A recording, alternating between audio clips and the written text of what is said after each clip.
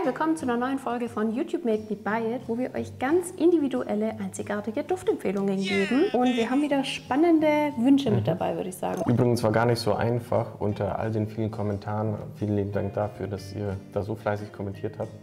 Unter all den vielen Kommentaren ein paar auszusuchen, für die wir heute Düfte empfehlen und vorstellen. Der erste Duftwunsch ist von Pummelmuck. Wir wissen nicht, ob es ein er oder eine sie ist, spielt jetzt aber auch keine Rolle. Lisa, lest mal vor. Danke. Hallo ihr Lieben, ich bin neu im Nischenduft-Game und würde mich über Empfehlungen freuen, die in die Richtung Margolin gehen. Ich liebe die Mischung aus Vanille und Lavendel, aber den Duft tragen so viele, dass mir ein wenig die Uniqueness fehlt. Ja, ist so ein altbekanntes Problem, ne? Von Düften, die gut sind, aber... Die vor allem sehr beliebt sind. Genau, richtig. Riecht mir dann fast an jeder Ecke. Wir haben zwei Düfte dabei, die dir vielleicht gefallen könnten. Und der erste ist der Dama Bianca von Xerjoff.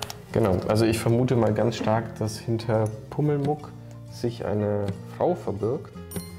Oder ein Mann, der einfach gerne Margolin trägt. Das kann natürlich auch sein.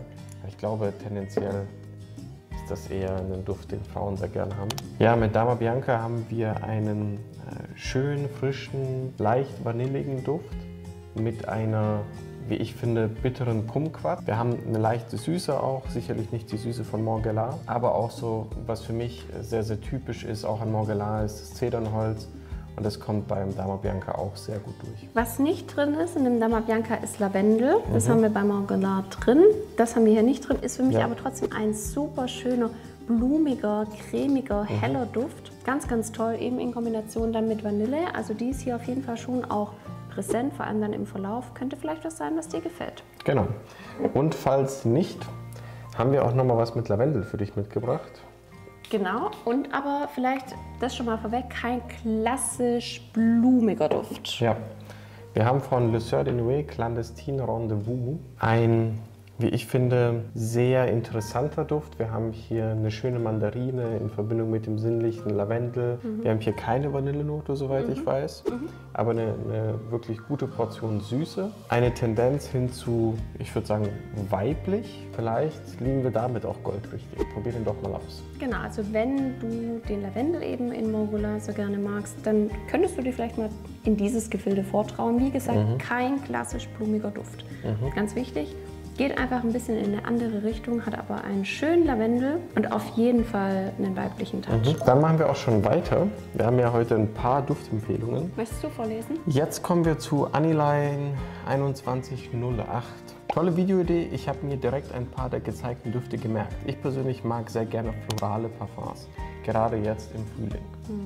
Meine Liebsten sind zum Beispiel Flora Botanica von Balenciaga, dann 1A-33 von Schwarzlose Berlin und Eau de Rose EDP von Diptyque. Ich mag auch den La Tulipe von Byredo super gern, aber die Haltbarkeit ist leider mies. Könnt ihr einen ähnlichen Duft empfehlen, der besser hält? LG Anne. Vielen Dank für deinen Wunsch, Anne. Wir haben 3 Düfte mit dabei, die dir vielleicht gefallen könnten. All die Düfte, die du genannt hast, gehen ja in so eine eher blumig-frische Richtung und da haben wir uns jetzt so ein bisschen dran orientiert. Der erste Duft, den wir dabei haben für dich, ist der Exit the King von Etat Libre. Ja, wir haben hier einen schönen Rosen-Blumenduft mit Moschus, eine Aldehydnote, die dem ganzen Duft auch nochmal diese extra Portion Frische verleiht. Ich glaube, das könnte so ein bisschen in die Richtung gehen, die du dir vorstellst. Ich finde es ganz, ganz toll. Vor allem die Aldehyde, das ist schon aber so ein bisschen Waschmittel-like, aber nicht zu extrem. Ganz, ganz toller, heller Blütenduft. Super für den Sommer eigentlich auch geeignet. Total blumig, leichte Synthetik, aber trotzdem frisch. Ich finde den super, super schön. Wie findest du die Rose, die rauskommt? Oder findest du, dass die Rose arg rauskommt? Ich finde, die Rose kommt sehr, sehr leicht, dezent raus. Sehr gut gemacht. Nicht so dieser typische altbackene Rosenduft, wie man es vielleicht kennt. Du hattest in einem der Düfte auch Litchi mit drin, deswegen sind wir nicht umhin gekommen, natürlich den Delina von Parfums de Marly mitzubringen. Und wir haben aber den La Rosée dabei, das heißt die etwas frischere Variante. Ja, ich glaube, das war in Eau Rose von Diptyque. Der hat ja Litchi, soweit ich mich erinnern kann. Der Delina La Rosée ist, wie gesagt, so ein bisschen eine fruchtigere Version vom Delina. Ich finde auch, der passt ein bisschen besser zur warmen Jahreszeit. Total. Und möglicherweise ist das hier genau dein neuer Favorit. Ist ein schöner, wirklich femininer Duft, leicht verspielt für mich. Eben frische Vibes, nicht so extrem toller Alltagsduft, wie ich finde. mit dem Delina Lausée, da macht man auf jeden Fall nichts falsch. Und zu guter Letzt haben wir noch den Marbella von Carner Barcelona. Also du merkst schon, Anne, wir haben uns stark an eher frischeren, blumigeren Düften orientiert und haben versucht, da im Bereich der Rose zu bleiben. Ja, aber immer anders interpretiert.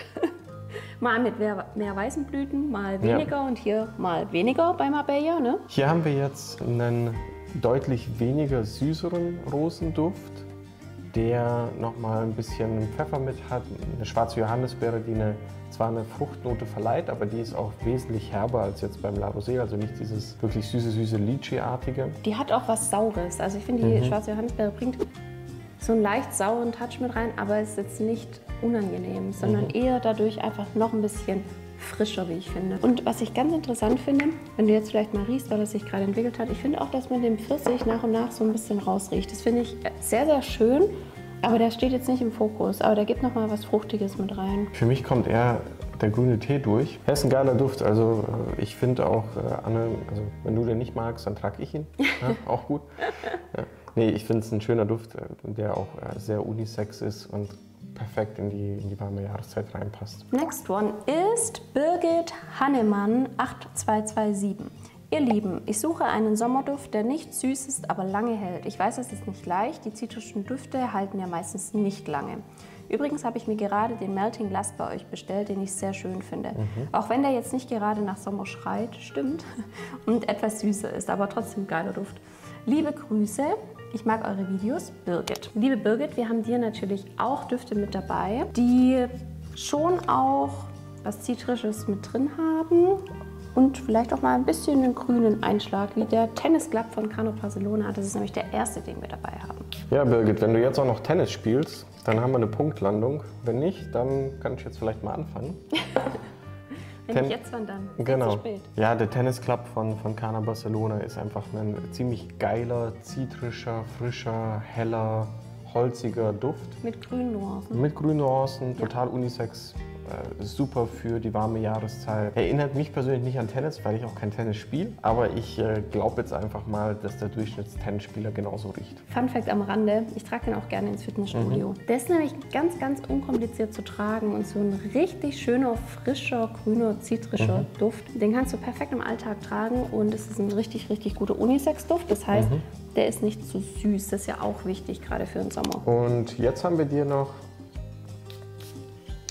den Citrus Poetry von Le Sœur de Nuit mitgebracht. Also jetzt haben wir, ich würde sagen, einen Potpourri aus Zitrusfrüchten in Kombination mit einem schönen, nicht süßen Ingwer. Krass, ja. Total erfrischend, eine sehr prominente zitrische Note, einen schönen Ingwer, leichte holzige Noten, eine gute Frische. Super für den Sommer. Wir haben hier keine grünen Noten mit drin, wir haben nur grünen Apfel mit drin. Ich finde, man riecht ihn auch so ein bisschen raus, was leicht säuerliches. Und der ist wirklich saftig für mich, der Citrus Poetry. Also auch die Orange gibt einfach was sehr, sehr saftig, fruchtiges mit rein, ohne zu süß zu sein. Ist wirklich auch ein cooler Duft und auch perfekt für den Alltag. Und ich finde von der Haltbarkeit auch gut. Also der wird dir einen halben Tag wahrscheinlich reichen. Dann musst du aber schon nachsprühen. Ja. Das ist aber bei den meisten etwas frischeren Düften tatsächlich so. Und der letzte ist Esteemed Musk von Sentier. Also ist spannend, ist von den Duftnoten her sehr, sehr ähnlich zu, ich sag jetzt mal, Tennis Club und Citrus Poetry, aber ist nochmal sehr, sehr besonders und eigenständig. Er ist für mich ein bisschen krautig, wenn das der richtige Ausdruck ist. Also der ist so nicht ganz so hell spritzig, obwohl er auch erfrischend ist, aber der hat für mich was leicht Krautiges mit drin, ganz leicht Erdiges. Also Lisa hat es echt gut beschrieben. Wir haben hier so einen kräuterartigen Patchouli-Zitrusduft, wobei für mich immer noch die Frische im Vordergrund steht. Also er ist nicht zu erdig, nicht zu würzig, eher frisch, zitrisch mit einer Spur Patchouli, mit einer Spur Kräuter. Auch ein wirklich cooler, interessanter Duft, ja. Schöne Entwicklung, finde ich auch. Auch perfekter Alltagsduft. Jetzt wird der aber schon so ein bisschen noch erdiger, gell, im Verlauf. Also alles drei, liebe Birgit, super Alltagsdüfte, kannst du überall hin tragen. Vielleicht ist hier einer dabei, der dir gefallen könnte. Ja, schreib es uns gerne in die Kommentare. Wir schauen mal, was als nächstes kommt. Du darfst vorlesen, ist immer gemein, gell, mit Usernamen. Genau. Ja, also, das ist für dich User-LD6IJ6TD2S. Ich würde sagen, Alex hat den Augentest, Sehtest bestanden. Sehr gut. Ja, ich habe Adleraugen für diejenigen, die das noch nicht wissen. Hallihallo, ich bin neu auf diesem Kanal und möchte anfangen, Nischendüfte zu tragen. Könnt ihr mir bitte Düfte empfehlen, die neu in die Welt der Nischendüfte eintauchen möchten? Generell mag ich es frisch, aber auch süß. Vom Beruf bin ich medizinische Fachangestellte und möchte einen Alltagsduft, aber auch zum Ausgehen. Wie findet ihr Delina La Rosée oder Elangen Gold? Danke. Ich hatte dir dazu schon mal geantwortet und habe dir gesagt, theoretisch würden beide auf jeden Fall für den Einstieg gehen. Hat er noch gesagt, Delina La Rosée noch unkomplizierter, hatten wir ja gerade auch mit dabei. Wir dachten aber, wir nutzen die Möglichkeit, um dir noch mal ein paar Düfte vorzustellen, weil du ja auch gesagt hast, na, zum Ausgehen. Ich würde sagen, wir starten einfach mal. Wir starten, ja. Also du möchtest ja eigentlich alles, ja? Ja, so, die eierlegende Wollmilchsau. Genau. Du möchtest was für den Alltag und was zum Ausgehen und ja, gar nicht so einfach. Wir haben jetzt mal 3 sehr unkomplizierte, vom Duftprofil eher leicht kommerzielle Düfte für dich ausgesucht, damit du ganz entspannt mal in die Nische einsteigen kannst. Und vielleicht den Fokus so ein bisschen mehr auf Ausgehen gelegt. Ich hatte dir ja auch gesagt, gerade in dem saubere Düfte-Video, da hatte ich dir ja das Video auch verlinkt, sind super Alltagsdüfte drin. Gerade für deinen Beruf bist du ja wirklich immer nah an Menschen. Von dem her der Fokus jetzt vielleicht so ein bisschen auf intensiveren Düften, ne? Ja. Mit dem ersten. Genau. Das ist der Don't Ask Me Permission von Simone Andreoli. Und der Name sagt ja schon irgendwie, es geht um Ausgehen. Für mich ein ganz, ganz toller, fruchtig, süßer Duft, der schon auch intensiv ist. Ich trage den persönlich auch total gerne, eigentlich auch zum Ausgehen. Jetzt nicht so im Alltag im Büro, weil der ist schon intensiv. Ja, ich finde, obwohl der Duft fruchtig süß ist, hat er immer noch eine schöne zitrische Note. Also er ist nicht zu süß, nicht pappsüß. Die Passionsfrucht ist hier sehr prominent im Vordergrund. Wenn man mal so eine Passionsfrucht gegessen hat, die hat ja schon diesen geilen Mix aus Süße und leicht sauer. Und ich finde, der Don't Ask Me Permission, der macht das auch ziemlich gut. Ist sicherlich ein Duft, den du sowohl zum Ausgehen nutzen kannst, als auch eben als Alltagsduft. Ich glaube, hier würde ich einfach nur die Menge regulieren, ne? Also weniger ist mehr, lieber sprühst du mal nach. Ja. Weil gerade wenn du jetzt im Beruf nah an Menschen dran bist, da würde ich grundsätzlich so oder so versuchen, einfach ein bisschen weniger zu sprühen. Der kann schnell zu intensiv werden. Ja. Wir haben dir tatsächlich auch den normalen Delina mitgebracht. Das heißt, die große Schwester vom Delina La Rosée. Einfach die Variante, die vielleicht nicht ganz so frisch ist, sondern ein bisschen intensiver. Ist auch ein super Einstiegsduft in die Nischenduftwelt. Auch ein Duft, der sehr beliebt ist. Ein Rosenduft mit einer schönen Portion Rhabarber, Lychee, Bergamotte. Sehr weiblich, sinnlich, nicht so aufdringlich. Auch hier einfach, die Menge macht die Musik hier. Nimmst ein bisschen weniger und dann wird das schon. Absolut. Also kleine Anekdote, ich habe den mal an einem heißen Sommertag sehr, sehr großzügig aufgetragen und ich habe mich ganz arg geschämt in der Bahn, als dann Leute neben mich gesessen sind. Die haben mir wirklich leid getan, weil das wird einfach zu schnell, zu intensiv. Ja. Aber super schöner, femininer Duft. Also kann ich mir sehr gut vorstellen, dass der dir auch gut gefallen könnte. Und wenn du jetzt mal, ich sag jetzt mal wirklich was Wildes machen willst. Was Wildes? Naja, im Sinne von, du möchtest jetzt wirklich ausgehen und du hättest da jetzt gerne einen sehr intensiven, einen süßen Duft. Du hast Bock aufzufallen. Genau. Ja. Dann können wir dir gerne den Glamour von Maison Micallef empfehlen. Ja. Ist übrigens auch eine sehr gute Wahl für all diejenigen, denen Alien gefällt. Da kann man mal den Glamour ausprobieren. Ich finde, von der DNA sind die Düfte schon sehr ähnlich. Wir haben hier einfach einen verführerischen, blumigen Safranduft. Sehr weiblich, sehr intensiv. Fruchtig, süß, blumig, opulent. Also der ist wirklich intensiv. Der raubt dir fast den Atem, also vorsichtig dosieren. Du wirst aber auf jeden Fall damit auffallen und die Haltbarkeit von dem Duft ist halt auch der Hammer. Die ist super, ja. Also mega, mega cool. Ist jetzt von denen, die wir dabei haben, würde ich jetzt mal sagen, wirklich der intensivste. Ja. Damit fällst du auf. Perfekt zum Weggehen, sehr feminin, cooler Duft, wenn du es eben wirklich sehr süß und vollmundig haben möchtest. Jetzt haben wir, oh Gott, das muss ich jetzt mal richtig aussprechen, das ist ein langer Username. Das ist der Baumwieselin unterwegs 6931. Ich glaube, es ist ein Baumwieselin. Okay, also dieses Geheimnis gilt es noch zu lüften. Schreibt uns mal in die Kommentare. Vielleicht die feminine Form von Baumwiesel. Baumwiesel, ich kenne mich nicht so gut aus mit Wiesel, aber egal. Baumwiesel, oder? Also, ich liebe Blümste Kausock. Für all diejenigen, die nicht wissen, das ist von der Marke LAK. Den gibt es nicht mehr.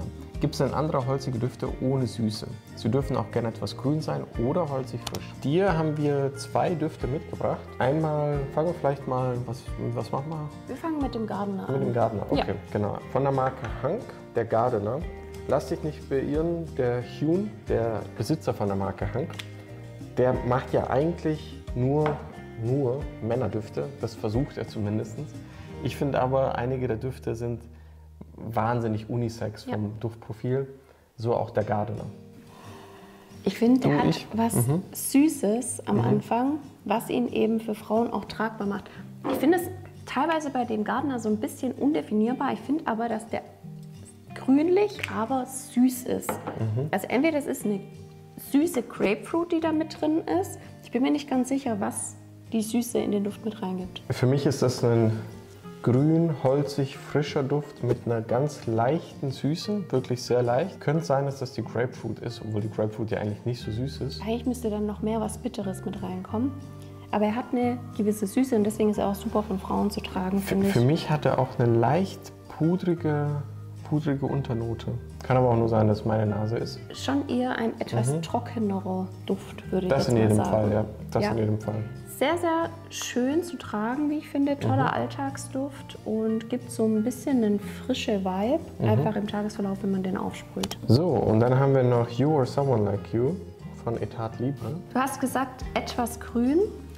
Jetzt haben wir einen dabei, der ist schon grün. Übrigens, bevor wir auf den eingehen, der Tennis Club könnte eventuell was für dich sein. Wenn du sagst, es darf eben auch so was Zitrisches mit drin haben, dann könnte der tatsächlich auch für dich was sein. 100 Punkte, ich hatte den gleichen Gedanken.